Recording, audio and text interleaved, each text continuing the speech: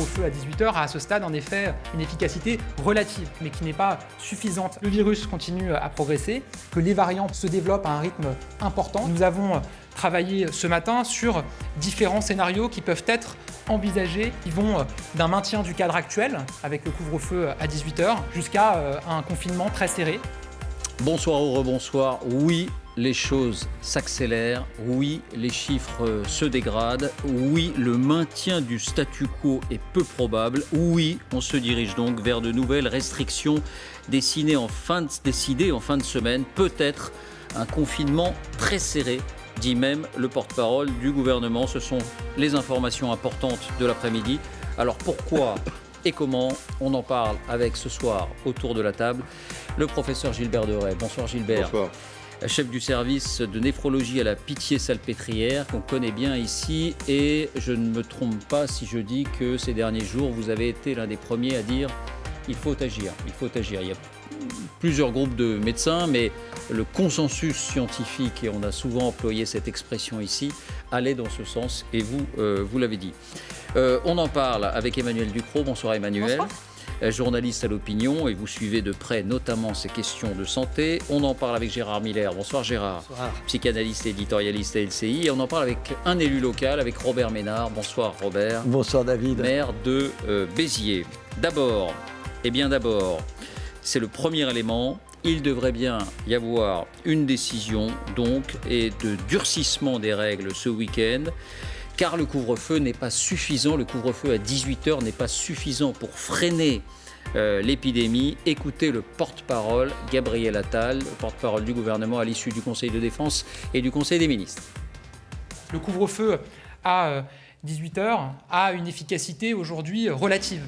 Il a une efficacité, et nous avons des données qui permettent de montrer qu'il freine dans une certaine mesure la circulation du virus, mais à ce stade, il ne freine pas suffisamment la circulation du virus pour être considéré comme pleinement efficace. Alors pourquoi cette déclaration? Voici les indispensables avec Fanny Veil. Bonsoir Fanny. Bonsoir David, bonsoir à tous. Alors pourquoi cette déclaration? Autrement dit, que disent les chiffres? Eh bien, c'est vrai, David, Gabriel Attal dit vrai. Alors, vous avez peut-être en mémoire cette déclaration d'Olivier Véran il y a 8 jours. Il disait que les effets du couvre-feu anticipé commençaient à se faire sentir, qu'il y avait une baisse des contaminations. Et il avait raison. Regardons de plus près la situation dans les 15 départements où ce couvre-feu anticipé a commencé. Oui, il avait raison, mais entre-temps, les choses ont changé. Entre-temps, et c'est pour ça qu'on se penche sur ces chiffres. Tout à fait. Regardons donc la situation dans les 15 départements où ce couvre-feu anticipé a commencé le 2 janvier. Dans un premier temps, vous le voyez, le couvre-feu a été décrété ici. Il n'y a pas vraiment de baisse jusqu'à ce moment, le 8 janvier. Au bout d'une semaine, une petite semaine, les contaminations commencent à s'affaisser. Puis, depuis le 18 janvier, elles repartent à la hausse, doucement, mais sûrement.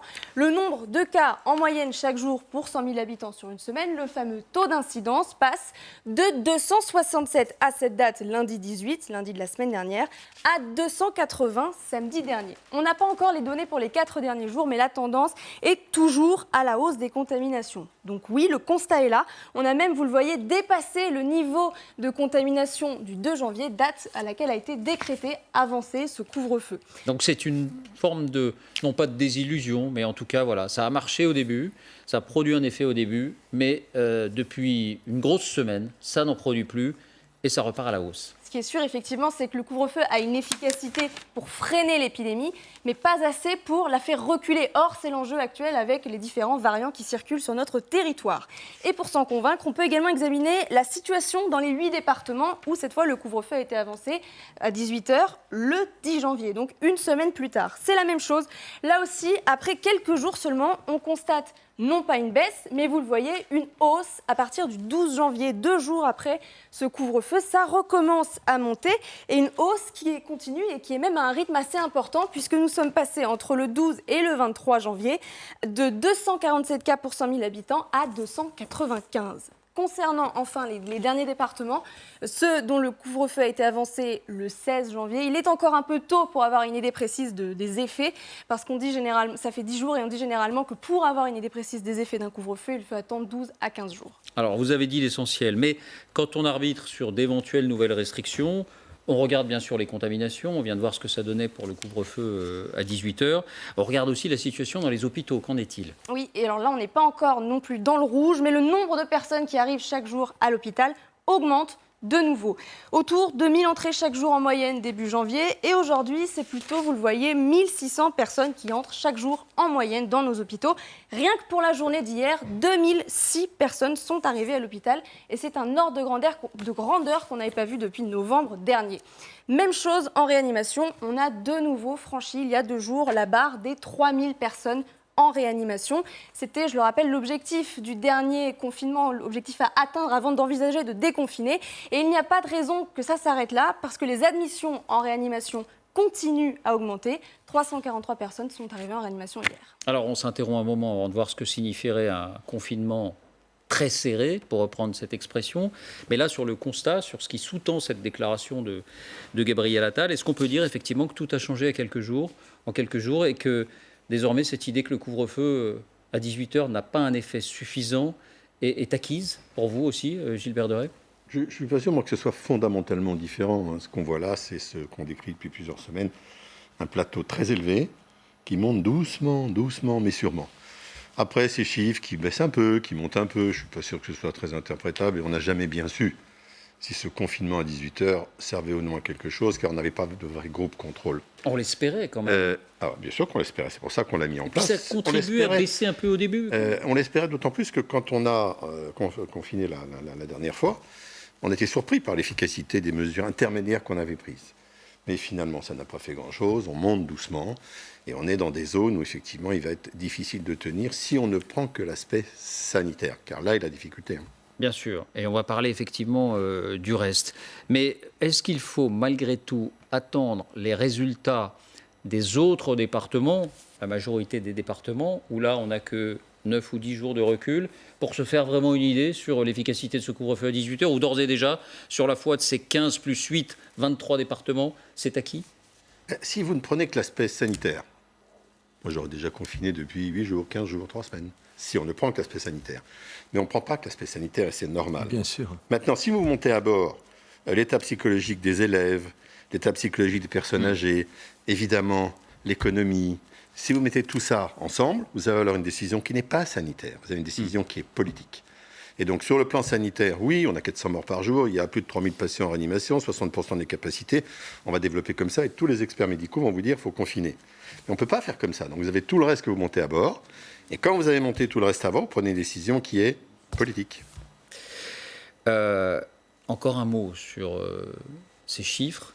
Est-ce que ça signifie, ces chiffres-là, que le variant anglais prend toujours plus de place et que c'est lui qui, d'une certaine manière, met en déroute le confinement anticipé à 18h? En tout cas, Gabriel Attal a donné un chiffre sur l'ensemble du territoire. C'est la première fois qu'on a ce chiffre sur l'ensemble du territoire, sur la proportion du variant anglais tout à l'heure. Écoutez. Les études qui nous ont été présentées ce matin, les dernières études de Bruno Lina, font état d'une estimation au 8 janvier à 3,2% de cas liés au variant VOG 2020 séquencé en Grande-Bretagne, et des estimations sur le fait que ce variant circulerait aujourd'hui dans 10% des cas. On est passé de 3 à 10.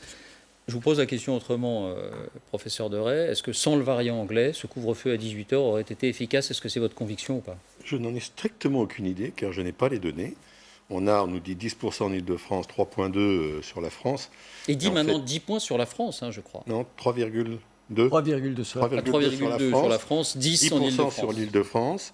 Sachant que je pense qu'on sous-estime complètement les variants en général. On ne séquence pas beaucoup en France.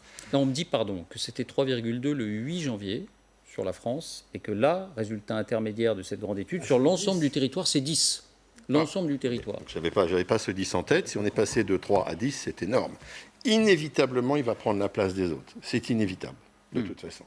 Mais sur ce que je disais antérieurement, ça ne change rien. C'est une décision qui est sanitaire et politique. Oui. Et donc, il va falloir qu'une décision politique... C'était sur le diagnostic. Un mot là-dessus, sur ce diagnostic, sur ces chiffres qu'on vient voir, sur peut-être cette déception sur l'efficacité du couvre-feu à 18h. Je ne sais pas, moi, je vais dans votre sens, c'est facile, vous êtes quand même le spécialiste, je me garde de dire des bêtises. Dans ma ville, ça varie depuis des semaines, les taux d'incidence entre 200 et 250.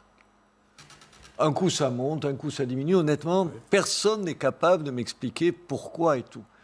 Mais c'est un plateau, c'est-à-dire que ça reste à 200-250. Et moi, je vais dans votre sens. On me dit c'est trop. Je comprends que ce soit trop.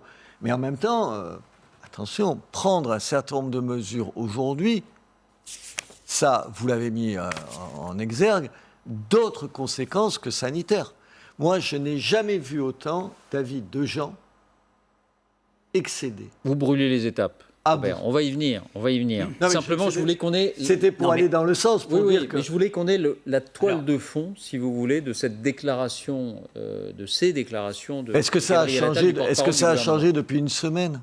Non, mais chaque fois que Fanny nous présente ces indispensables, je l'écoute comme si c'était une parole d'évangile. Mais il faut quand même, là-dessus, être un petit peu sérieux, si j'ose dire. Les chiffres qu'on vient de voir, personne, ni le professeur Deray, ni les politiques, ni nous-mêmes, nous ne sommes capables de les interpréter. Ils sont incompréhensibles, parce que même lorsque vous dites ça baisse un petit peu, il y a un cas où ça baisse juste après le couvre-feu, quasiment à 19h le premier jour. Comment interpréter ça? C'est impossible. Donc, ce qui est clair, c'est qu'aujourd'hui, on n'en est plus effectivement à une question sanitaire ou non sanitaire. Encore une fois, on sait que si aucun d'entre nous ne sortait dans la rue, ça irait mieux. Une fois dit ça, tout le reste, confinement à 18h ou autres mesures, nous ne savons pas exactement Non, mais l'intérêt. Gérard, si Fanny nous avait présenté des courbes qui descendaient dans ces départements qui appliquent le couvre-feu à 18h depuis 3 semaines, on aurait pu dire « attendons, ça Oui, produit des résultats ». Et là, les courbes remontent. Non, donc, comme vous ça, voyez c'est bien ce que clair, vous venez de dire, ça n'est pas David. suffisant. Voilà, vous venez de dire c'est par la négative, c'est-à-dire ces chiffres ne veulent rien dire. Si nous avions effectivement une courbe, nous aurions pu en conclure. Mais nous ne l'avons pas, donc vous nous demandez de Mais c'est commenter.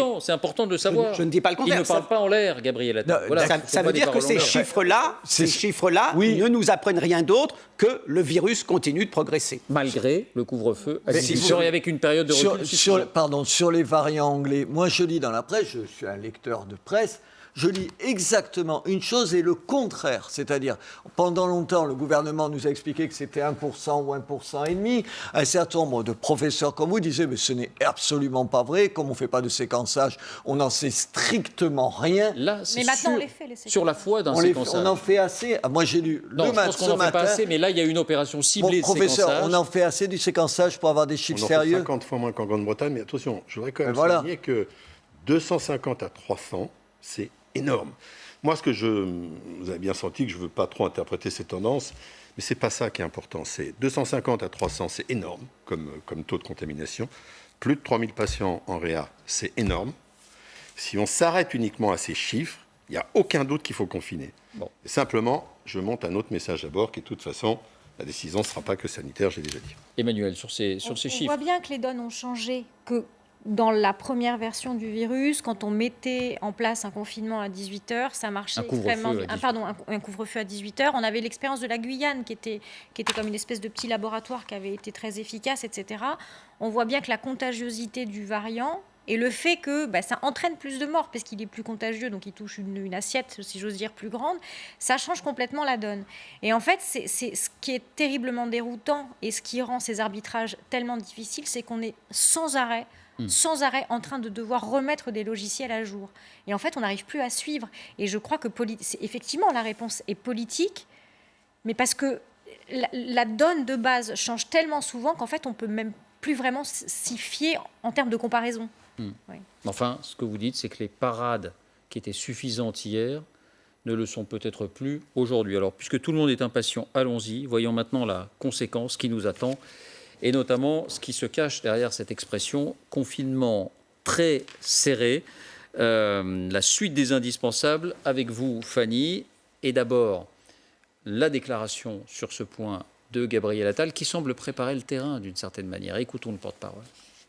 Et nous avons travaillé ce matin sur différents scénarios qui peuvent être envisagés sur la base de la situation actuelle. Ce sont plusieurs scénarios qui vont d'un maintien du cadre actuel, avec le couvre-feu à 18h, jusqu'à un confinement très serré.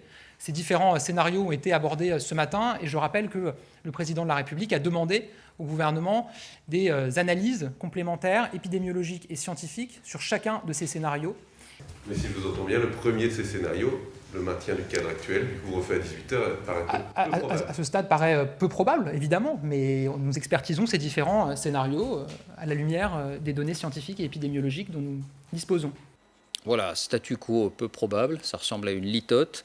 Ce qui retient l'attention, c'est cette expression, confinement très serré, Fanny, mais Gabriel Attal évoque plusieurs scénarios de restriction. Est-ce qu'on peut détailler un peu ?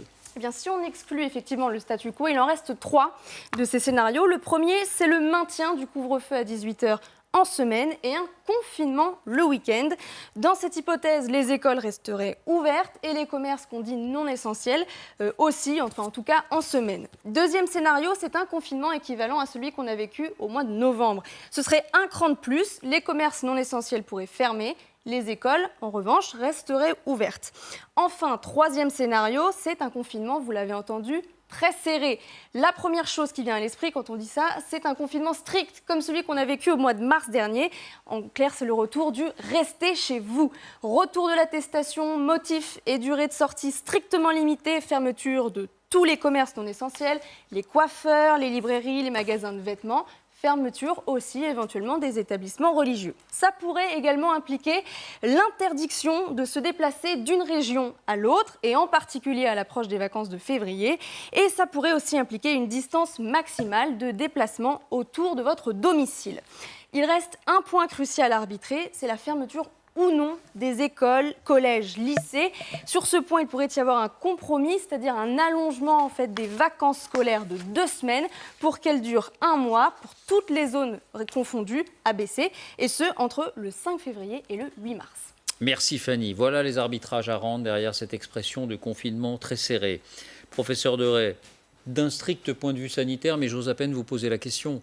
Votre préférence, ce serait ce dernier scénario, le confinement très serré avec restriction des déplacements, fermeture des commerces non essentiels et les écoles ? J'apprends des mots. D'abord, j'ai confinement, reconfinement. Maintenant, j'apprends confinement très serré. Donc, je ne sais pas ce que ça veut dire, bien entendu. C'est à peu près voilà. Alors, ces points-là qu'il faudrait trancher. Passer la barre, je ne sais pas. Ce que je sais, c'est qu'un confinement total, ça marche. Ce qu'on sait maintenant, c'est que le cran où on est là n'est pas suffisant. Peut-être qu'il marche, hein. Peut-être que si on n'avait pas ça, on aurait 500 cas par jour. On ne peut pas dire que ça ne marche pas. Ce qu'on peut dire, c'est que ça ne nous suffit pas. Donc, où va-t-on être entre ce couvre-feu à 18h et le confinement total ? Quelque part au milieu de tout ça, je ne sais pas. Et je ne sais pas, bien sûr, si ça va marcher sur le plan sanitaire. Mais d'un point de vue sanitaire, quelle serait votre préconisation ? Sanitaire ? Sanitaire, total. Pur, total. Sanitaire, total. Voilà, mais c'est logique. Ah oui. Ça ne veut pas dire que... Mais vous voyez la différence, David, avec il y a un an, pas seulement le professeur Deray, mais les scientifiques, les médecins, c'était eux qui gouvernaient en quelque sorte le monde et qui avaient un ton d'assurance absolue en disant c'est ça qu'il faut, c'est ça qu'il faut. Aujourd'hui, j'apprécie le fait que le professeur Deray, comme la plupart des médecins, se réfugie, si j'ose dire, derrière le politique en disant il n'ose presque pas répondre à votre question, est-ce que d'un point de vue sanitaire, ce serait le mieux ? Mais je suis d'accord avec vous. Il y a un an, on ne pensait certainement pas qu'on serait encore en train de se poser la question. Voilà, Évidemment, mais je suis d'accord avec vous, c'est ça la grande différence. C'est la grande différence lorsqu'on parle de l'acceptabilité, c'est qu'il y a un an, je constatais à quel point, en dépit de toutes les souffrances, le confinement 1 était finalement pas si mal vécu que ça. Ce qui est terrible à dire, parce qu'il y a évidemment... Parce qu'on nous avait dit qu'on était en guerre. Voilà, parce que c'était une parenthèse dans nos vies. Parce que c'était une parenthèse dans nos vies. Aujourd'hui, ça devient un mode de vie. Le confinement, le couvre-feu, c'est un mode de vie. C'est totalement différent. Mais attendez, avant de venir à l'acceptabilité, moi, il y a quand même un point où on peut s'interroger. C'est que jeudi dernier, c'est pas vieux, jeudi dernier, Emmanuel Macron a rencontré des étudiants à Saclay, si je ne m'abuse, au pôle universitaire de Saclay. Et il leur a dit, eh bien, je vous annonce, devant votre grand malaise, et on le comprend, ce malaise, évidemment, que vous pourrez retourner 1 journée par semaine physiquement en cours dans les amphis ou dans les salles de TD. Et quelques jours plus tard, il est pris à revers d'une certaine manière, puisqu'on en est à envisager un durcissement des restrictions. Là, c'était plutôt un assouplissement, là, on est plutôt dans le durcissement. Donc, c'est dire à quel point les chiffres qu'on a vus tout à l'heure, ils comptent. Il faut faire très attention à tout ce qui est dit. C'est comme ces dates qui sont fixées pour les réouvertures. Il ne faut pas fixer de date pour une réouverture. Et bien entendu, dire aux étudiants qui vont aller en fac 1 fois par semaine, c'est obligatoirement un échec assuré. Pour les médecins, en fait, je voudrais dire que nous, on a appris au fil du temps, depuis 9-10 mois, là, Et on a appris beaucoup de choses qui sont effectivement d'abord l'acceptabilité et puis les conséquences de ce qui se passe depuis un an, qui ne sont pas que le confinement, mais tout ça. Et on ne peut pas, en tant que médecin, ne pas le voir. Et on ne peut pas ne pas l'intégrer dans notre réflexion. C'est comme un patient qu'on a en face de nous, on ne peut pas juste lui proposer un traitement sans tenir compte de sa famille, de son environnement et de ce qu'il va subir. C'est la même chose. Tout ça est un ensemble. Donc nous, on apporte des chiffres, on apporte ce qu'on croit être notre conviction médicale, mais comme il y a beaucoup d'autres choses, la décision devient collective, bien entendu. Mais quand même, professeur, il y avait une arrogance des mandarins qui n'existe plus maintenant, quand même. Alors, je ne parle pas de vous, mais je parle quand même. On avait des gens qui nous expliquaient du haut de leur savoir ce qui allait se passer. Ce que vous venez de raconter, là, c'est que l'arrogance, elle reste chez les politiques. Je veux dire, il faut qu'ils soient plus prudents par rapport à ce qu'ils disent. Quand M. Macron dit on va refaire des cours pour nos enfants... Un jour par semaine. Enfin, une fois par semaine, vous ne seriez pas... Mais il a les pressions des deux côtés. Mais je n'ai pas dit ça, je ne dis pas que c'est facile. S'il dit rien, on lui dit, ah, mais vous ne vous rendez pas compte de la détresse des gens. Attendez, pardon, je vous rappelle que jeudi, dimanche, sur tous les médias, le JDD nous expliquait qu'il prenait la parole et que ça y est, il allait prendre les mesures. D'où ça vient? De l'Élysée. Ce n'est pas le JDD qui, d'un coup, décide un certain nombre de choses. Moi, je pense, quand j'entends le professeur Doré, les prudences qui sont les siennes, quand il fait attention à dire, attention, médicalement, on peut faire ça, mais il n'y a pas que le médical. Il y a le fait que les gens acceptent ou pas. Vous avez vu les sondages. Je dis, il y a 80% on va y venir dans un instant, on va y venir, je vais vous les montrer. Vont le faire. Mais peut-être que M. Véran et un certain nombre de gens autour de lui devraient être plus prudents, plus modestes. Et enfin, dernier point, pardon, je suis le provincial de la bande ici, peut-être qu'on pourrait se dire qu'il faut arrêter d'imaginer que la France est un tout, où on décide comme ça, pour tout le monde, sans leur demander leur avis. Peut-être que ça, je le dis depuis des mois, mais tu as l'impression qu'ils ne comprennent jamais rien. On n'a pas passé cet extrait, mais Gabriel Attal dit qu'il va y avoir des consultations. Si, je crois qu'on l'a entendu tout à l'heure, où il dit on va se concerter avec les élus locaux. J'ai un préfet qui me consulte 5 minutes avant de prendre les décisions. Avec les parlementaires. Comme ça, Emmanuel, simplement, quand vous voyez cet éventail de mesures... Mais je crois qu'en fait, on est aussi à un moment où il va falloir qu'on bascule dans autre chose. C'est-à-dire qu'on est en train de se rendre compte que c'est plus la vie après le virus qu'on doit attendre, c'est la vie avec le virus.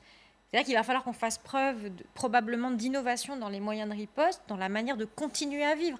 Parce qu'on se rend bien compte que discuter de couvre-feu, de confinement, de reconfinement plus ou moins léger, etc., ça rentre en confrontation avec tout ce qui est en train de claquer dans la société. Parce que ça claque de partout, là. On se rend compte que les décisions qu'on appelle politiques sont aujourd'hui sanitaires parce que les gens vont mal. Ils vont mal psychologiquement, ils vont mal économiquement, ça rejaillit sur leur santé. Donc en fait, on est en train de se rendre compte que il va falloir qu'on vive avec ça pendant très longtemps. Sauf qu'on espérait que le vaccin allait nous tirer de là. Alors peut-être et là, que ce sera le cas. Depuis 3 semaines, il y a un grand changement, c'est les montagnes russes. Et là, on est à nouveau retombé tout en bas, c'est-à-dire on disait les vaccins, youpi, on est sorti d'affaire d'ici quelques semaines, quelques mois. Et puis là, tout d'un coup, les variants... encore une fois, on ne sait pas. On ne sait pas. On ne sait pas. Est-ce que ça veut dire qu'il ne faut plus parler, professeur, d'un après-coronavirus? Ça veut dire, est-ce qu'il faut se dire qu'il est là pour des années et qu'on va à un moment donné, ça va aller mieux, à un moment donné, ça ne va plus aller du tout? Parce que si chaque fois qu'on fait un confinement, vous dites c'est efficace, mais chaque fois qu'on le relâche, ça repart de plus belle, ou au moins ça repart, c'est désespérant. Non, il faut au contraire donner des perspectives, et il y en a. Je suis convaincu que nous sortirons de la crise avec la vaccination. Avec la vaccination d'ici fin 2021. Moi, avant, je disais que c'était l'été. Malheureusement, ça va être un peu repoussé pour des raisons que vous connaissez. Donc, au contraire, il faut tracer des schémas.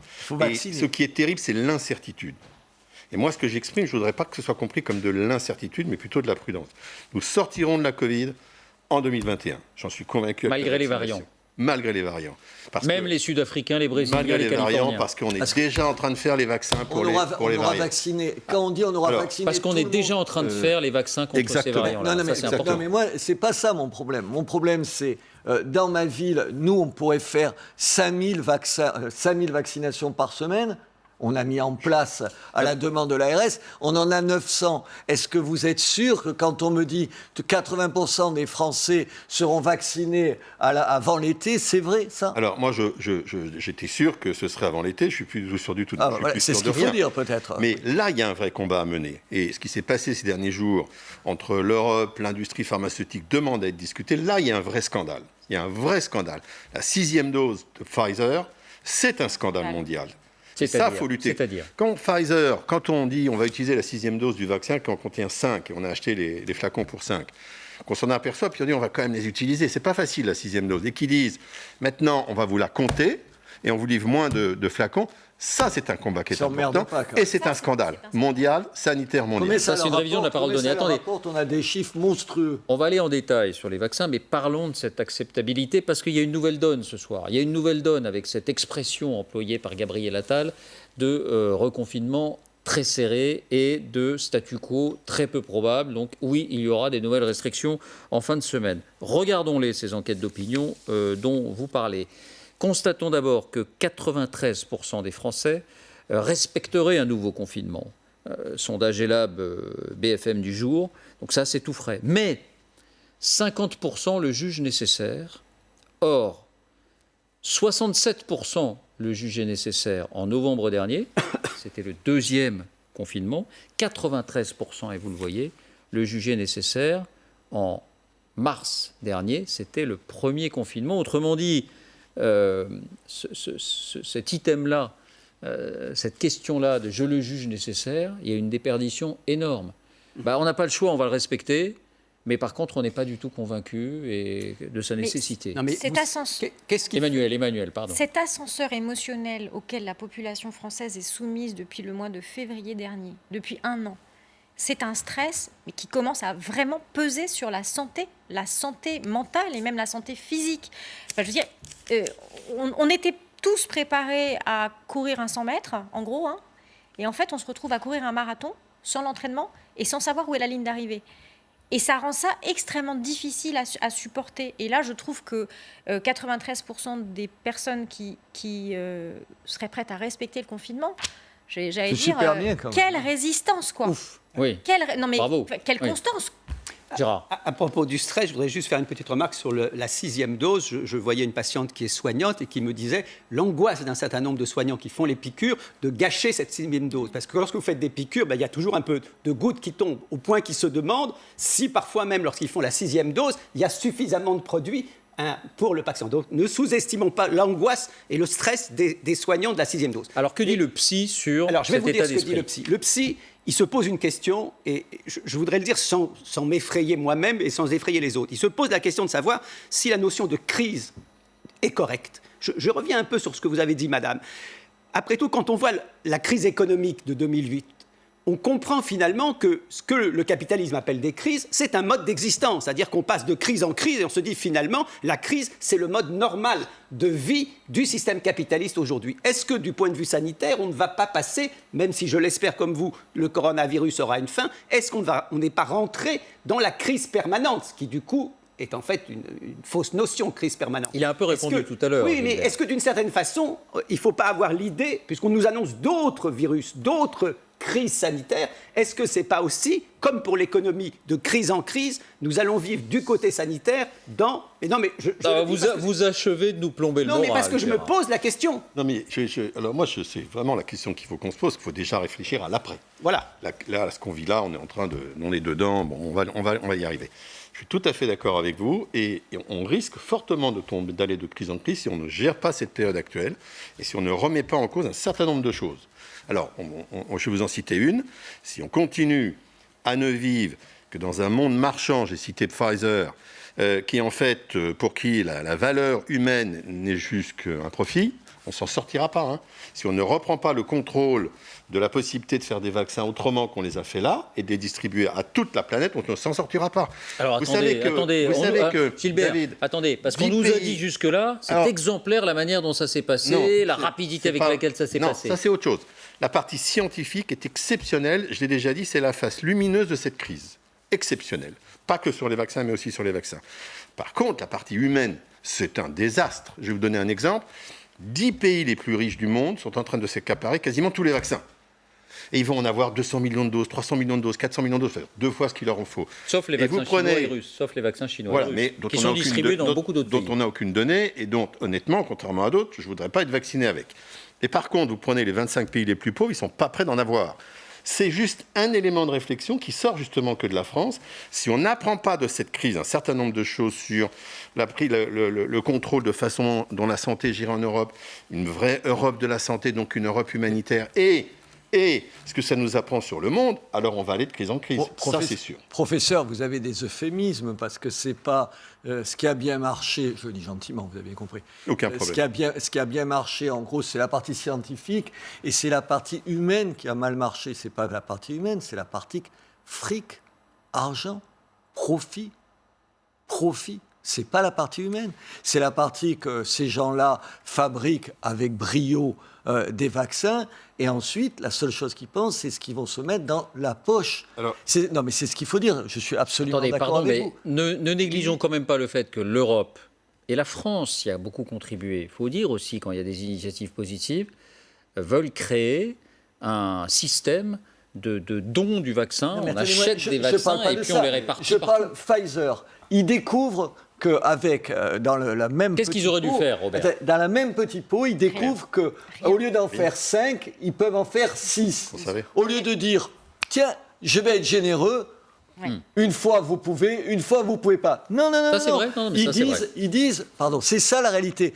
Professeur, ils disent, non. Mais... Vous allez m'en payer 6. Et en plus, et je réduis mes commandes. Oui, et en plus, professeur, quand on entend ce que vous disiez à l'instant des gens qui font ça, qui manipulent ça, ils vous disent qu'il faut une aiguille particulière pour pouvoir être sûr d'en prendre 6 et pas 5. Mais cette aiguille, on l'a pas. Qui va la payer, l'aiguille particulière ? C'est Pfizer ou c'est les autres ? Ils sont gagnants sur tous les tableaux. Et les élus locaux sont en train de devoir les payer. Vous savez combien ça nous coûte, le centre de vaccination à Béziers ? Parce que je suis fou de rage après Véran qui dit, vous savez, les élus locaux, ils ne paient pas, ils vous racontent des cracks. 50 000 € par semaine, ça nous coûte. Wow. Oui, professeur, c'est 50. Dans ma ville, 50 000 € par semaine, c'est pas tout à fait rien. Alors je suis tout prêt à les dépenser. Revenons sur l'acceptabilité, si vous le voulez bien. Pardon, tout prêt à les dépenser, mais pas entendre un ministre qui m'explique que c'est pas vrai. Parce qu'on va parler des vaccins tout à l'heure avec l'incroyable fable, il n'y a pas d'autre mot, de ce vaccin français qui ira presque partout, sauf en France, en tout cas pour les premières doses. L'acceptabilité, et là je voudrais m'adresser à l'élu local. Est-ce qu'on est prêt, par exemple à Béziers, à accepter un nouveau confinement très serré, pour reprendre l'expression de Gabriel Attal ? Et je vous montre simplement ce qui se passe à Nice. Premier craquement, si j'ose dire, au vu et au su de tous, il y a un restaurateur qui a décidé de rouvrir son restaurant. Alors regardez, il accueille à nouveau ses clients. Alors jusqu'au moment, évidemment, les télés diffusent ces images aujourd'hui. Et on imagine que la police se presse dans l'établissement ce soir et que ça va fermer. Enfin, depuis hier, au moins, il est ouvert le restaurant. Encore une fois, comme un signe de défi. Écoutez-le, ce restaurateur. J'ai pris cette décision il y a 3 jours d'ouvrir quoi qu'il en coûte. En conscience des risques, bien sûr. Pour moi, le côté sanitaire est bien trop exagéré. Bien trop exagéré. Il faut qu'on arrête de nous faire vivre dans cette torpeur, dans cette peur collective. Il faut qu'on relativise cette histoire de virus. Montage Aurélien Hamel, la plupart des clients étaient verbalisés aujourd'hui, contrôlés, verbalisés. Est-ce que vous craignez que ça se passe chez vous ? Ça n'arrive. Je n'ai pas de cas comme ça à l'heure qu'il est. En revanche, pour la première fois, depuis presque un an que cette histoire dure, je vois des gens dans ma ville raisonnables, vous voyez, pas des gens allumés, complotistes, que sais-je encore, dans des états de colère incroyables. Je ne l'avais pas vu. Vous voyez ce que je veux dire, des gens qui pensent pas que c'est un complot, ou qui pensent pas qui sont conscients des risques sanitaires, mais qui n'en peuvent plus. Moi, je suis d'accord avec ce que vous avez dit, madame, tout à l'heure. C'est-à-dire que le printemps dernier, ça a duré 2 mois. Honnêtement, je ne dis pas tout le monde, mais pour un certain nombre de gens, en fait, c'était une expérience désagréable, mais une expérience, ça avait une fin, on l'avait vécu. Au fond, on vivait quelque chose qu'on n'avait jamais prévu de voir, mais ce n'était pas catastrophique. Et souvent, et c'est ce qui fait que ce soit acceptable, on n'a pas forcément des gens qui meurent autour de nous encore là. Aujourd'hui, pour la première fois, j'entends, je vois, je découvre, j'écoute des gens qui me disent « Ah mais moi, j'en peux plus. Maintenant, j'en peux plus. » Alors, sur quoi ça va déboucher ? J'en sais rien. Peut-être des choses plus graves que ça. Plus graves que ça. Façon Pays-Bas ? peut-être pas cassés, mais n'en peuvent plus, qui accepteront plus les règles, qui les respecteront plus, qui vous enverront balader. Qu'est-ce que vous voulez? Si tu as 3 mecs qui mettent pas le masque, tu peux faire quelque chose. Si tu as 500 personnes qui portent plus le masque, qu'est-ce que vous voulez que je demande à ma police de verbaliser 500 personnes? Ça n'existe pas. Emmanuel. Ça n'existe pas. C'est surprenant ce qui s'est passé aux Pays-Bas, qui est un pays très légaliste quand même, où on respecte la loi intrinsèquement.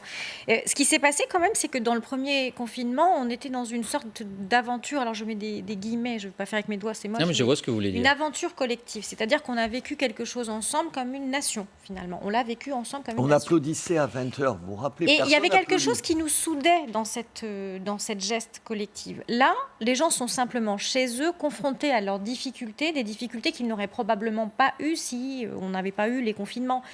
Leurs étudiants craquent, leurs jeunes vont pas très bien, leurs personnes âgées, ils ne les voient pas, ou voilà, les liens familiaux se sont distendus, les gens n'ont plus de projet. Parce que là, c'est quand même juste très compliqué d'imaginer ce qu'on va faire dans 2 semaines. Est-ce que vous allez pouvoir recevoir vos amis à dîner? Des choses aussi simples que ça dans Le retour des quotidien. attestations, Le retour, si voilà. c'est le cas. Les entreprises vont mal, c'est-à-dire que tous les gens qui gèrent, je ne vous parle pas simplement de grosses multinationales, mais tous les gens qui gèrent le commerce de fleurs du coin, le boulanger, le restaurant, tous ces gens-là vont mal. Les gens sont confrontés à leur télétravail, c'est-à-dire que on se rend compte aussi des limites du télétravail, la soupape professionnelle. Nous fait avec le télétravail. Le fait qu'on ramène chez soi quelque chose de nouveau pour discuter avec les siens et échanger quelque chose d'une expérience, tout ça a disparu et c'est dissous dans l'expérience. Ça devient très compliqué d'avoir quelque chose de collectif à partager. Et Gaspard, vous connaissez Gaspard? 2,5 millions de vues sur la toile. Gaspard, il est étudiant, il parle au nom des étudiants, c'est son témoignage, mais il parle au nom des étudiants et sa vidéo a été vue 2,5 millions de fois. Écoutez-le, regardez. C'est l'histoire d'Heidi, d'Antonin, de Hugo. Depuis presque 1 an, ma chambre est devenue mon bureau, mon lieu de repos, mon cinéma, mon amphi, ma BU, ma cafette. Nous les étudiants, nous les confinés, nous les Robinson modernes, notre avenir se ternit, nos rêves s'estompent, nos cours s'annulent, la lassitude et l'incertitude font désormais partie de notre quotidien. À quoi sert-il de vivre? Si c'est pour vivre terré, sans culture, sans rencontre. Un ordinateur portable pour seul interlocuteur. Génération sous antidépresseurs, je m'interroge. Pas de solution miracle à proposer, mais un appel général à la reconnaissance, au sens du sacrifice de notre génération. Car même quand c'est dur d'y trouver encore du sens, nous, étudiants de France, vivons littéralement enfermés depuis presque 1 an dans ce qu'on nous a pourtant décrit comme les meilleures années de nos vies. Montage Aurélien Hamel. C'est émouvant, hein? C'est émouvant et quelque part, ce jeune homme n'a pas tort. Alors effectivement, c'est pas la guerre de 14, effectivement, mais c'est quand même une génération dont on sait qu'elle va avoir du mal à s'insérer sur le marché de l'emploi, dont on sait qu'elle va payer en termes de revenus pendant des années, tout ça, qui va devoir rembourser les dettes Covid. Enfin, je veux dire, c'est évident qu'on leur demande beaucoup. Mais il faut même être un peu... Arrêtons-nous une seconde là-dessus. Je parle pas sous votre contrôle, mais avec votre aide. Qu'est-ce que c'est que la génération masquée à laquelle on fait allusion? Lorsque vous passez de l'adolescence à l'âge adulte, vous y passez parce que tout d'un coup, vos poils poussent, vos seins poussent, que sais-je, il y a des modifications physiques. Mais pas seulement. Il y a aussi toute une série de gestes qui accompagnent le passage de l'adolescence à l'âge adulte. C'est le fait de pouvoir tenir la main, d'embrasser éventuellement avec la langue, de coucher, que sais-je, de toucher l'autre, de le rencontrer, de... Tout ce qui permet justement de passer à l'âge adulte, ce qui est l'âge de ces jeunes gens-là, aujourd'hui, ça leur est interdit. Donc ne pensons pas seulement à leur souffrance psychologique actuelle qui est incommensurable, mais aussi au fait que tout ce qui, habituellement, pour les générations précédentes, a permis de grandir, leur est en quelque sorte enlevé. Sauf si, effectivement, je reviens sur votre remarque, sauf s'ils font le mur, sauf s'ils se battent, sauf s'ils font des choses que nous ne pouvons évidemment que regretter et critiquer. Donc il faut prendre la mesure du drame que ça représente. Je ne sais pas d'ailleurs, David, je suis sûr, ou vous, M. Deray, M. Ménard, quand vous regardez aujourd'hui un film à la télévision et que tout d'un coup des gens se parlent, s'approchent, s'embrassent, on a un moment de surprise, on a un moment de saisie, on se dit, mais attendez, qu'est-ce qui se passe? Ce sont des inconscients. Plusieurs fois, ça m'a pris sur des films. Et je me suis dit, mais voilà donc ce à quoi les jeunes, et notamment ceux qui ont entre 16 et 20 et quelques années, ce à quoi finalement ils doivent s'habituer pour grandir, pour devenir des adultes. C'est inouï. Il faut mesurer à quel point c'est inouï. Est-ce qu'on vous dit ça dans la rue, Gilbert? Oui, moi je suis frappé par... Tout ça est extrêmement... C'est la vraie vie, ça. Il y a plein de choses qui m'interpellent. La première, c'est que les personnes les plus âgées vous disent « on m'enlève les derniers mois de ma vie ». Et les personnes les plus jeunes vous disent « on m'enlève les années les plus belles de ma vie ». Tout ça se rejoint, en fait. On enlève un morceau d'existence qui est absolument